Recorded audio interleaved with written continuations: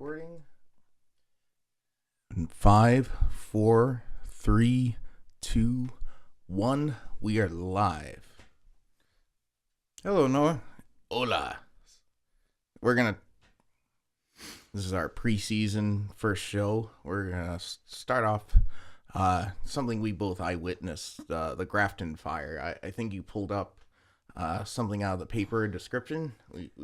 Give us some background here. Yeah, just to let you guys know what we're talking about. And as far as I know, it's one of the biggest fires happened in a few decades, at least in the whole state of Massachusetts. On August 3rd, 1999, at approximately 4:30 p.m., the Grafton Fire Department responded to a call later deemed as suspected arson at the Fisherville Mill in South Grafton. That's about a mile away from my home. Within minutes of their arrival, the abandoned mill was fully engulfed in a column of smoke that could be seen from as far away as Framingham. Debris from this fire were reported to have been starting brush fires up to 2 miles away from the fire scene. And just to stop you there, after the fact, when we go into the story, I did call 911 because I saw one through my bedroom window up on the hill. But yeah, that fire, I saw smoke coming out of the woods that far away. And also, I remember seeing the plume of smoke from the backyard. I thought a plane went down or something, but continue. My friends were fishing in what is it called? Whitehall. The lake in between Hopkinton and Westboro. There's a lake called Whitehall. That's about 2 towns away. Yeah, at least 2 towns away, miles away. And my friends were fishing out there, and they saw a giant column of smoke. They thought there was a giant fire right there in town, but it was 2 towns away. Debris from the... Oh, sorry, already read that. It was estimated that at least as many as 250 firefighters were at the scene, assisted by over 100 support personnel. Fire crews from Ashland, Auburn, Foxborough, Holliston, Hopedale, Hopkinton, Leicester, Marlborough, Mendon, Milford, Millbury, Millville, Northbridge, Oxford, Sherborne, Shrewsbury, Southbridge, Sutton, Upton, Uxbridge, Westboro, and Worcester, and the state worked with Grafton firefighters to subdue the blaze. So that's the background of what we're talking about.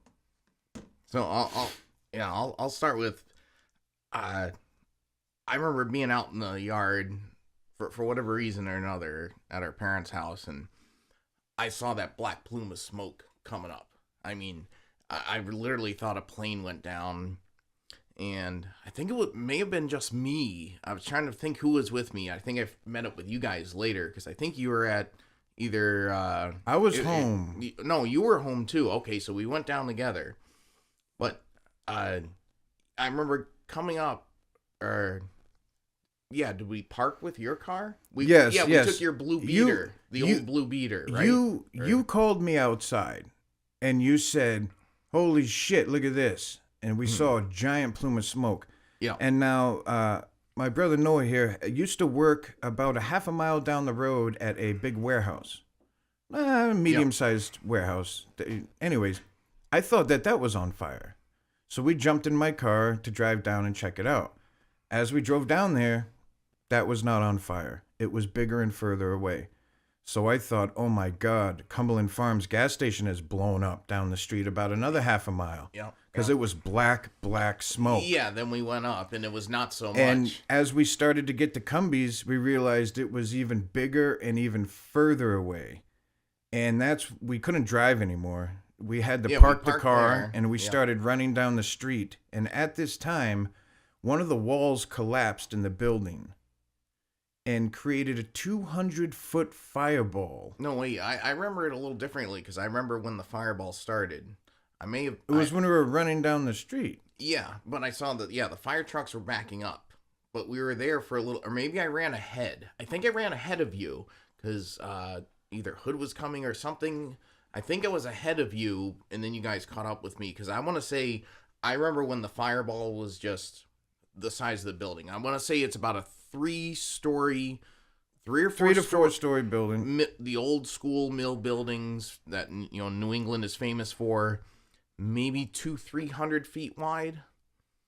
Maybe 100 feet deep or something in that direction. So something. Oh no, it's definitely 600 feet long. Yeah, it's quite a and, building. And 100 or 200 feet wide. But apparently, I guess there was old waste oil in the basement. There was an immense amount of 50-gallon drums full of waste oil, and that's that. I remember when it went from that to when the oil finally caught in the basement. The flames were as big as the building, coming up 20 feet. And then they were 2.5 times size of the building. I mean, it was like 100 foot flames when that went up. I mean, it just grew. And that's when the fire trucks backed off. The telephone poles caught fire across the street. They were at least 100 feet away. The heat alone caught them on fire. That last fire truck that backed up, there is a picture, I think, in the Telegram of and a Gazette. melted fire truck. If you see it, I remember we saw it when we backed up. The paint was melted off the truck. Luckily, no firefighters were killed. No people were killed. Nobody was injured really at all. Thank goodness on this. That makes it a better topic to talk on. My friend, during the time that truck was melted, he was right down the street on the other end where there's railroad tracks that go under the road next to the mill. And he was watching it from the railroad tracks. And what happened was a big gust of wind came and blew the fire directly across the street into the fire truck, lit the telephone poles across the street, and he literally turned and ran. He ran. He felt a wave of heat coming that scared him to the point where he turned and ran back down the railroad tracks. When I was running down there... Imagine the firefighters that were sitting there. They have the gear on to take a blast like that, but... They jumped in the truck and backed the fuck up. That's probably when they noped right out of there. They're like, fuck this, fuck you. They're like, there's nothing we can do here. Back up. By the time I got to the fire, I was literally 200 to 300 yards away from it, and I could feel heat on my face. To the point where I didn't want to get any closer. I could feel it too from that distance. We're like in that plaza. Yeah, the little plaza down the street, which is like, actually, there's a plaza about a quarter mile away from it that we couldn't even go into. We were in that little plaza before, which is nearly, I gotta say, 400 yards away, and you could really feel the heat. It felt like you were next to a giant bonfire. Yeah. But you were 400 feet away from that fire, and at least. And let me clarify this. At this point, the building looks like a match head. Yes. Picture a gigantic building that is so on fire, it looks like a match head. It was just in one direction, all I saw was fire, right up to the sky, and smoke. Yeah, I mean, at that point, it was a good half hour it did this for when the oil went off, and it was literally a match head. Like, the building was the focus of the red match head.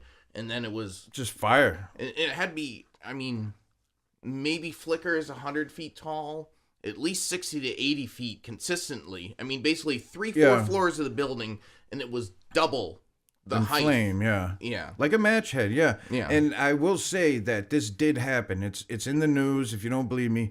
When one of the walls ended up collapsing in, it poofed up a 200-foot fireball that blew out the top of it. I think I remember that. It's on the news. We used to have the footage of it. Actually, I may have been around the corner because there was people in the neighborhood at the time. There was people spraying that left little tiny neighborhood near the plaza. Yeah, the neighborhood behind the plaza. There were people had hoses out, hosing down their roofs and yards. Because there was embers coming down. Like, everyone was hosing down their roofs and such.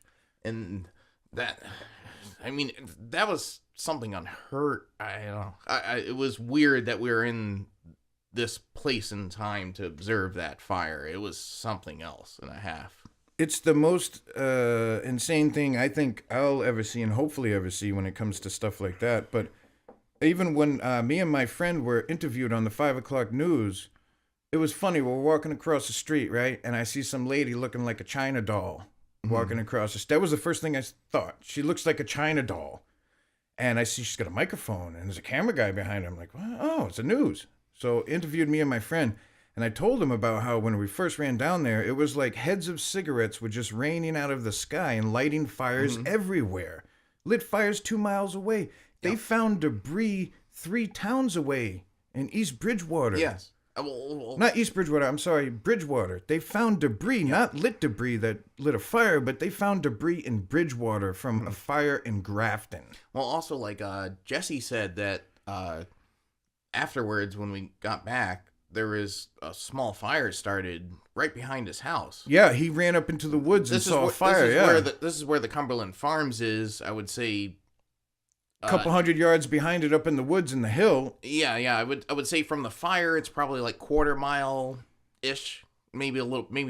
Maybe almost half a mile. Maybe a third of a mile, if that, but behind his yard in the woods, some fire started, and Jesse and his neighbors, they went and put it out. Yeah, themselves. they ran up there with buckets of water. Yeah, I actually at this point when I realized this was happening, I lived a mile and a half away from this fire, and at this point when I saw it was happening, I ran home to make sure my yard wasn't catching on fire. Well, yeah, when we got back, and I remember sitting in my bedroom because it looked off the back hill across the railroad tracks and up, and I started seeing smoke. And called it in. Yeah, called 911. I was like trying to give him direction. I was like, okay, I'm sitting here at this address. I'm pretty sure I'm looking, whether we're south, east, west, whatever. I was like, I'm looking against this hill, kind of near this road, and there is smoke in the woods. And yeah, that at least had to be a mile and a half, 2 miles away from the fire. I mean, it was just... Yeah, we're about a mile and a half to 2 miles away from it, yeah. I mean, embers were just floating. They would just go off and... They'd catch the heat updrafts and go way off. Travel. And yeah.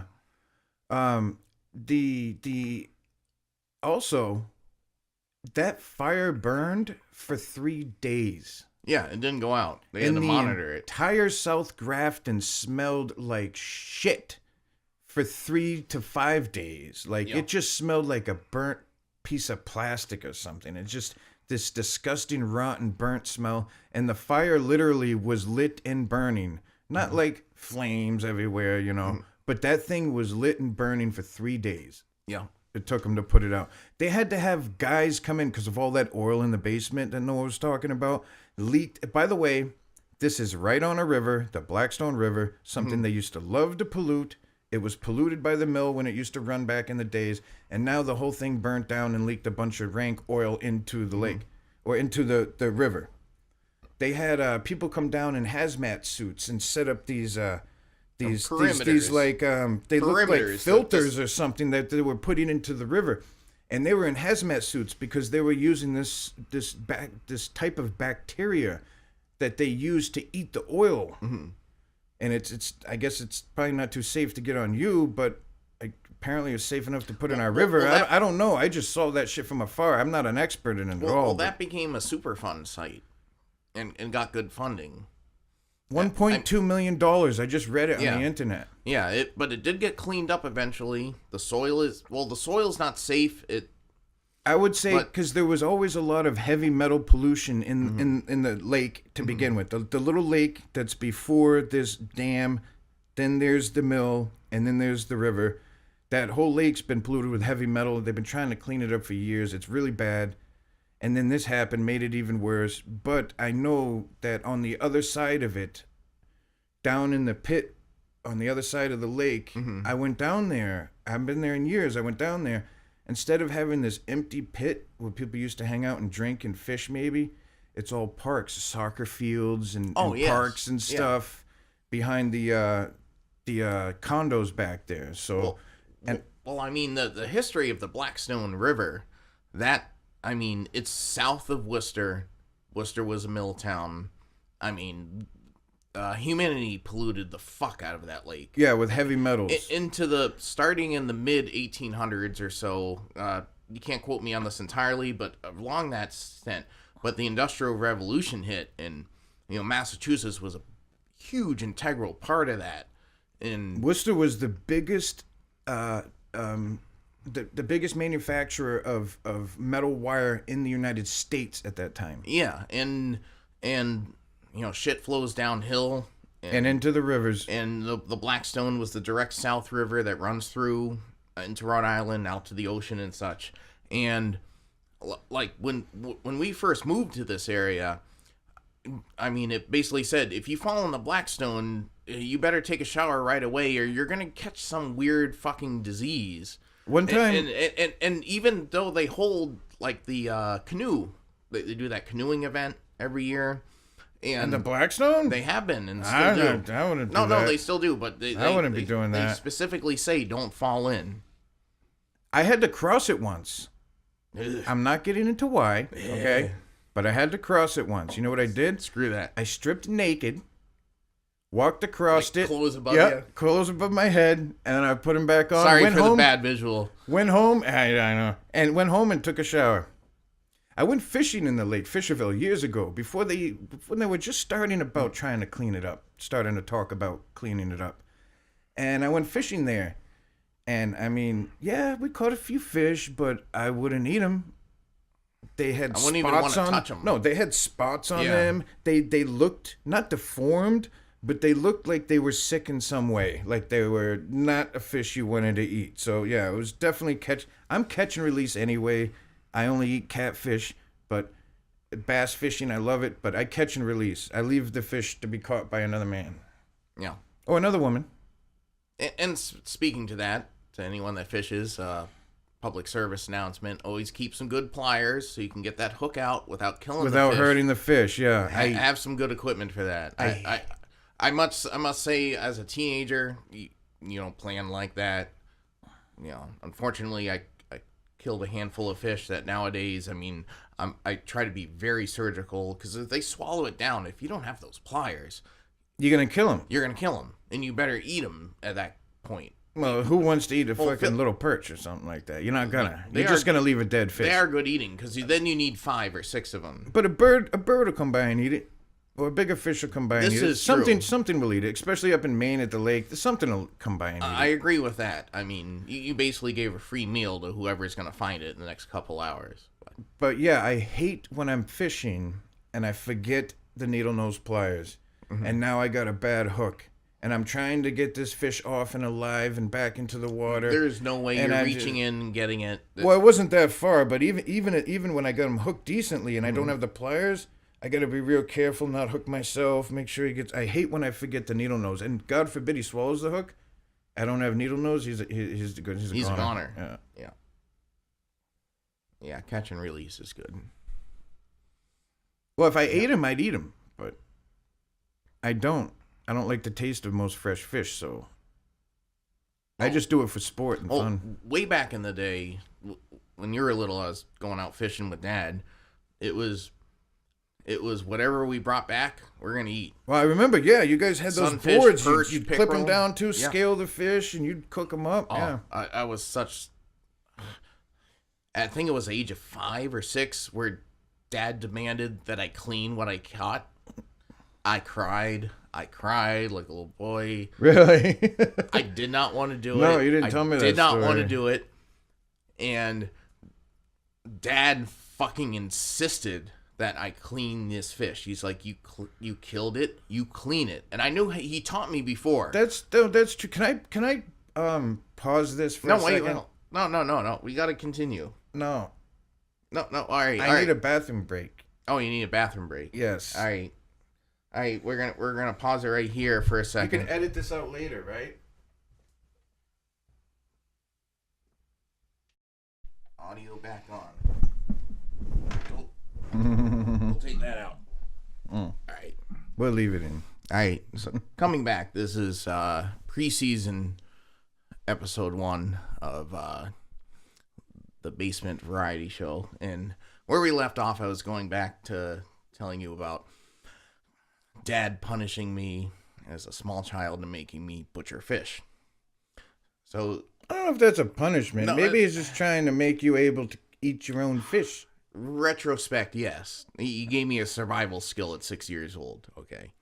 But you probably freaked the fuck out. I don't... Well, no, I was fine helping with it. Like, we used to do this fishing thing at that Merry Meeting Marsh. Vaguely. Don't know it. Yeah, you were too little to go. But anyways, and we would catch perch, pickerel, bass, sunfish, pumpkin seeds, kivers from whatever area you are, those type of fish. And we also had our neighbor hippie, John, built his house by himself, lived out of a pump well for 3 years. And where was this? That was Dad's neighbor. Where? New Hampshire. In New Hampshire? Yeah. All right. Yeah. The person who had the animals? No, not Nancy. Oh, okay. Anyways, continue. Going on. But a couple times after fishing, he made me butcher one. I was fine with it. Cut the head off, slit down the belly, scoop the guts out with your fingers, cut the tail off, blah, blah, blah. I'll do one. But then he decided everything I caught, I had to clean. And we used to catch quite a bit. Like, me and Dad would catch our limit and have, like, a dozen fish by the end. And we would eat fish dinner. We'd get 2 or 3 meals out of it. And the first time I had to clean all 6 fish, I whined and I cried. And I remember Mom saying, just let him stop. Dad's like, no, he has to, you cook it, you catch it, you clean it. That's the rule. And like, catch it, you eat it. If you take it home with you, you clean and eat that motherfucker. And I remember like crying, like butchering the fish with this nice, super sharp fillet knife. And, I did it. And then after that, I didn't complain anymore. I cut myself to the bone with that fillet knife. That exact fillet knife you were using. Yeah, that's a razor sharp knife. Well, you've had a few stitches incidents, just saying. Yeah, always on my left hand because I'm right-handed. Yeah. Stupid. But anyways, what about the time you threw me through the front window? Sorry. That stitches was your fault. That's another story for another time. Well, moving on. Yeah, cleaning fish is, I got over it, and I did it every time afterwards, but I think I'm fine with cleaning fish. I don't mind cleaning fish. It's even a goddamn chicken would probably bother me a little bit, but red meat or little rabbits or something, like the only thing I know how to clean, because I'm not a hunter and I do not know how to hunt or clean animals or game or anything, is a rabbit. Because it's simple. You poke a hole in the back of its neck, you strip it over the skull, and you rip it right off, and its guts fall right out with it. Yeah. It's one of the easiest animals to clean. It's the only reason I know how to do it because I saw it on TV. Not that I want to do it, but the only thing that really never bothered me was fish. Fish, I don't mind gutting and cleaning. But also, I was doing this at 12, and you were doing it at what? 5, 6 years old. Yeah, 5 or 6. And I was doing it at 12. It was a little more intense. Well, I remember one time we were at Sunrise Lake. Remember Sunrise Lake? The place we used to go to drown worms? Yeah. Mm-hmm. Because we never caught a fish. We just drowned the worms the whole time? Yeah. Well, I caught a little pickerel. Not a little pickerel, I'm sorry. I caught a little perch. One of the little tiger stripe looking perch. Mm-hmm. I caught one of them, and trying to get the hook out, I killed him. And he bled to death. I threw him back in. I cried myself to sleep that night because of that perch. I really did. All I could think of was that perch dying and bleeding, and I literally cried myself to sleep that night. I was probably about 6, 7 years old, something like that, if that. I was very young too. Well, I remember one time through the friends we had in Connecticut, I got to observe a deer being butchered from start to finish. In Connecticut? Yeah, in Connecticut. Who killed it was actually Mr. Gay, Matt Gay's father. Killed it with what? One of his friends. Gun? One of his friends was a hunter, and apparently Mr. Gay knows how to butcher a deer because I observed. It's a good thing to know. And it was it was an experience because a fish is one thing, but seeing an animal seeing a stomach this big and guts this long flopping out is definitely a different thing. Red meat, yeah. Yeah, I mean, it definitely gives me a respect to, food on the table and that type of thing. Like, I mean, to witness the process firsthand, you get a respect for, I guess, the what you're putting on the table, and I understand why these cultures respect the spirit of the animal, paying respects, whether the Native American cultures and such. And I could see why you would say a prayer towards that, because I almost felt like I should too. But then seeing the whole process was just extremely interesting, because they actually pulled the hide off and they tanned the hide, and they actually used the brains to soften the hide. Yeah, like after you've done doing the initial treatment and scraping the fat off the skin, you actually I'm not sure if you're adding something to it, but basically using the brains to rub into the hide will soften it for that process of so it was an interesting thing to see how all parts were used and such.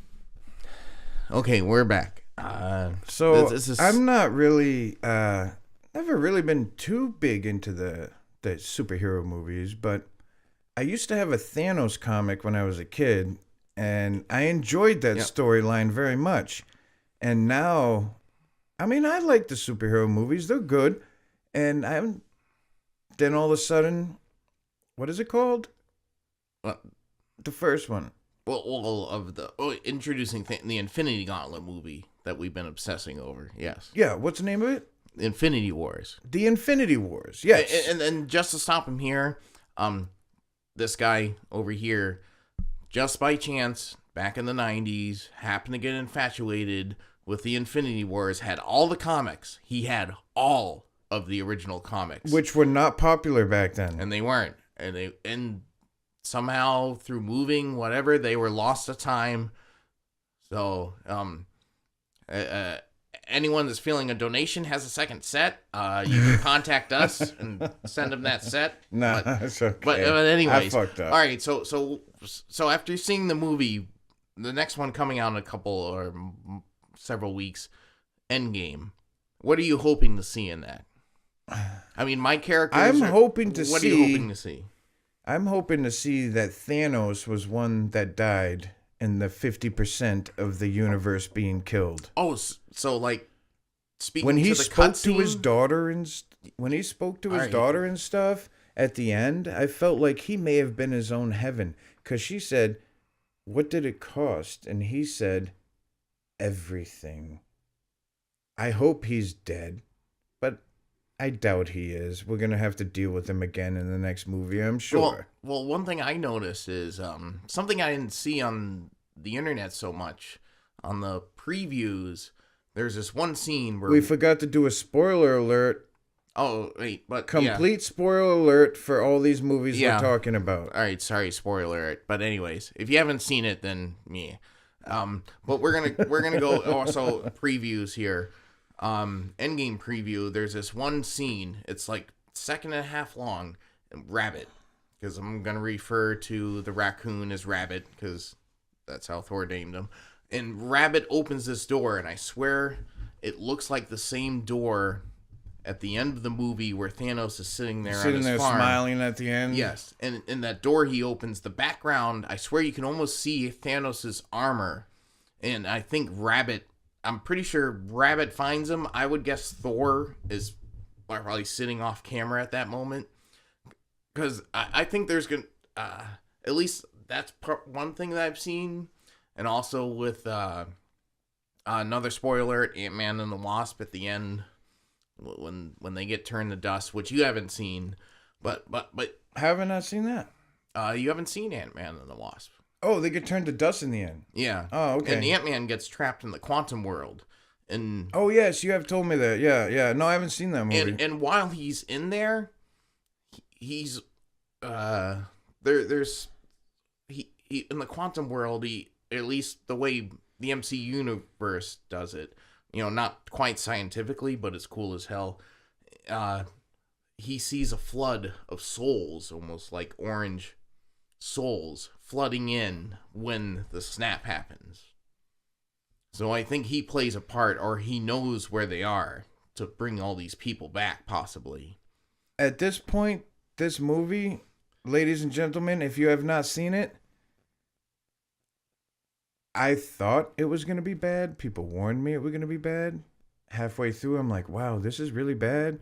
And then in the end, everybody dies. Well, it was intense. Like, when I saw it, especially Spider-Man. Spoiler alert, I don't feel so good, Mr. Stark. Like, I heard kids cry in the Yeah, audience. you heard kids cry out in the theater. Spider-Man. I got teared up. I mean, it was just done so well. And also, I love, for those that are our age, you remember the 80s, the Arnold Schwarzenegger one-liners, they have brought that back. There's these little silly things like, Squidward, Oh, no. That movie is a comic genius. And in depth, pulling it'll make together. You laugh. It'll make you cry. It'll make you go. Like, it's a really great movie to watch. It really is. If you're not into that shit and you really don't like that type of stuff, you might want to try it out. It's not bad. Well, I would say we would need well the acted. Background. Well, you need the background to really a little bit. Yeah, start with some of the other ones, but even on its own merit, it's well acted, well written, great movie. I can't wait for the next one. Yeah, because that one I watched it, then I watched it again the next day. I think I've watched Infinity Wars almost 22 times now, and that's ridiculous. I don't do that really with that's movies. You're like, I'm falling asleep at night, I'm going to throw on Infinity Wars again. Pretty much. Just something to watch while I'm going to bed. Pretty much. So I'd say we're good. Yes, it was enjoyable to try this. I'm sure I sounded like an idiot. And thank you for the bathroom break, and have a good night. Yeah, and we're a couple things on the list. We got some music coming.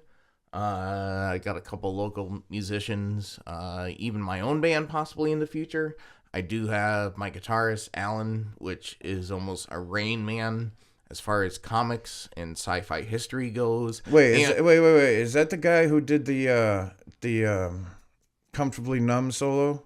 Yes. Yes, he's an amazing guitarist. You'll like to hear him. Stay tuned. And he can pull movie quotes more than... He can just speak a movie for 20 minutes. It's uncanny, I swear, Rain Man. But anyways, thank you.